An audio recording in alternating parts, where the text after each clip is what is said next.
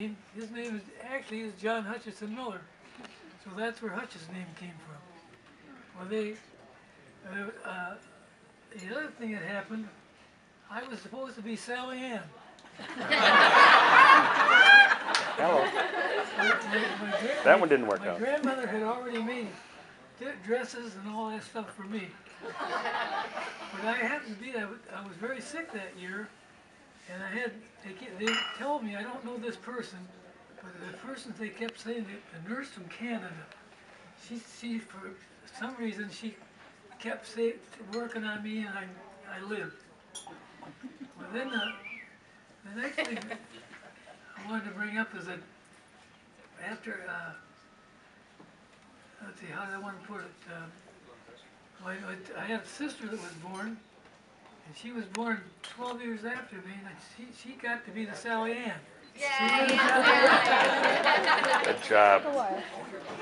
And she was born. Well, I just told her she was born on the same day that was my mother. My mother's birthday is on the 21st of July. Her birthday is the 21st of July. And Linda's birthday is the 21st of July. Which is, I planned it that way.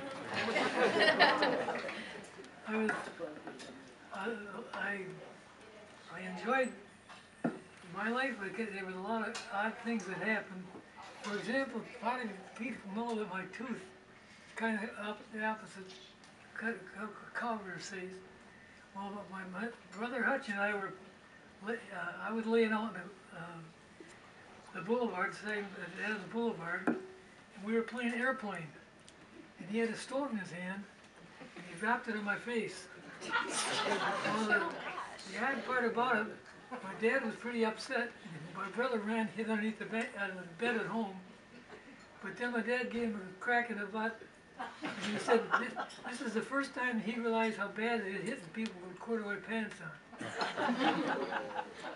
But in 1935, one year of my life I kind of remember, I had scarlet fever.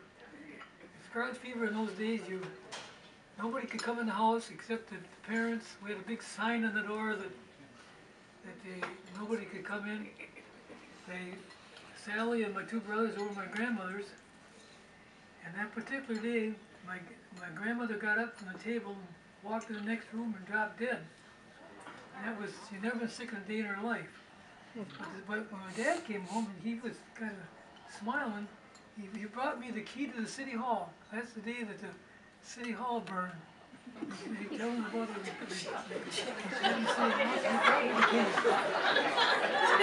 You burned it down. No, I didn't burn it down. I did a lot of things in Cubbing, and I was always the youngest, the shortest person there was. And there's another guy and myself, a fellow named Dave Wenger and I, we used to fight who was the end of the line. But what I found was a really pretty good deal. In those days, to go to the movie, it was 10 cents, and you could get in if you're under 12 years old. Well, I was short. I got in for a lot of years, and people wouldn't let me.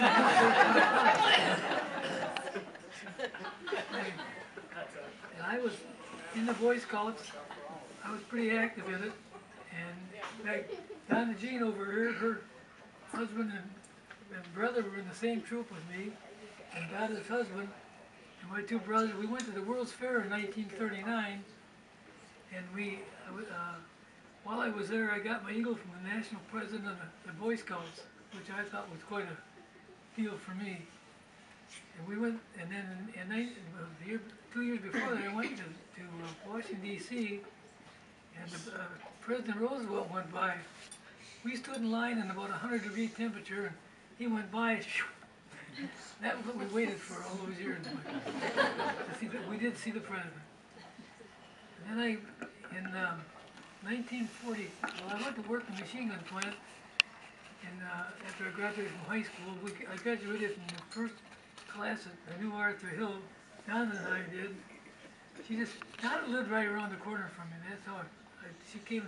What was second grade? She came in our school with me.